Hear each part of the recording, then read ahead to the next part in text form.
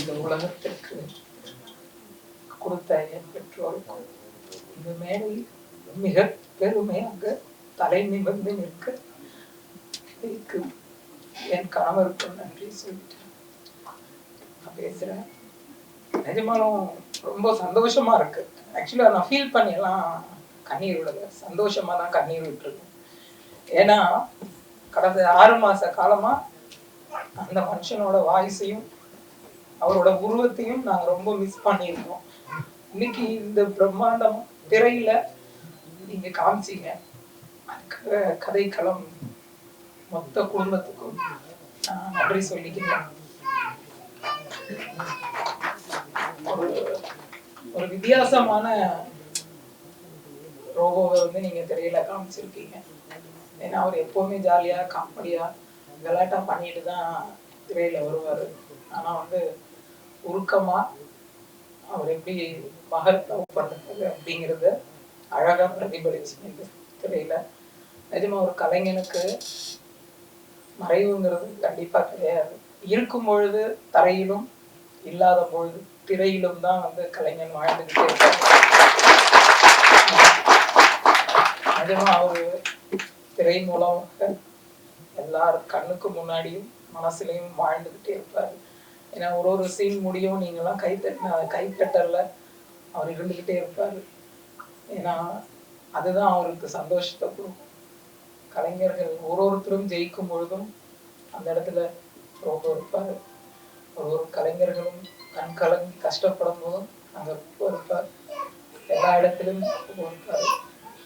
ரெண்டாவது, இந்த திரைப்படம் வந்து ரோபோவோட படம் கிடையாது, கதைக்களம் குடும்பத்தோட படம். ஏன்னா வந்து இந்த குழந்தைங்க அவ்வளோ நல்லா எஃபோர்ட் பண்ணியிருக்காங்க. ஏன்னா ஒரு 3 நாள் ஒர்க் பண்ணியிருந்தாருன்னு நினைக்கிறேன் அவரு.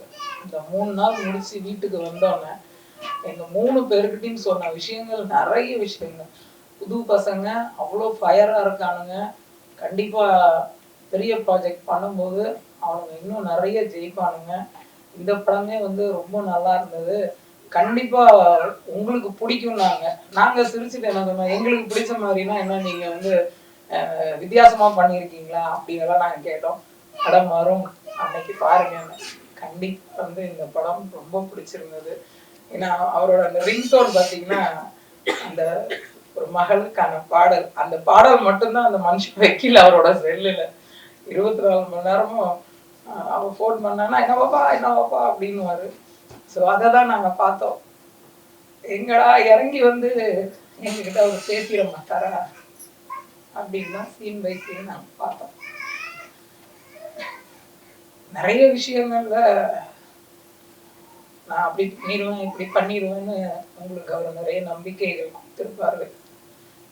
கண்டிப்பா அந்த நம்பிக்கைகள் அவரோட ஆசீர்வாதம் மூலமா திரையுலகம் உங்களோட படைப்பை பார்த்துட்டு பாராட்டுறது மட்டும் இல்லை, மிகப்பெரிய வாய்ப்புகளை உங்களுக்கு கொடுப்பாங்க கண்டிப்பா. அதே மாதிரி நிறைய வளரும் கலைஞர்கள் இருக்காங்க. ரோபோ கூட படம் பண்ணும்பொழுது அவர் பெரிய ஆர்டிஸ்ட் மாதிரியெல்லாம் பண்ணலை. அன்னைக்கு அந்த படத்துல நான் ஒரு புது கலைஞன் மாதிரி தான் பண்ணியிருப்பாரு. அந்த மாதிரி நிறைய கலைஞர்கள் இருக்காங்க, அவங்களுக்கு வாய்ப்பு கொடுங்க. நாங்களே எங்க குடும்பமும் வளரும் கலைஞர்கள் தான். ஸோ அதனால நம்ம எல்லாரும் சேர்ந்து ஓடுவோம், ஜெயிப்போம். அவரோட அன்பால பிளஸிங்ஸால இருக்கிற அத்தனை கலை குடும்பத்தை சார்ந்த எல்லாருக்கும் நான் நன்றியை சொல்லிக்கிறேன். என்னோட கணவர் சார்பாக நன்றி.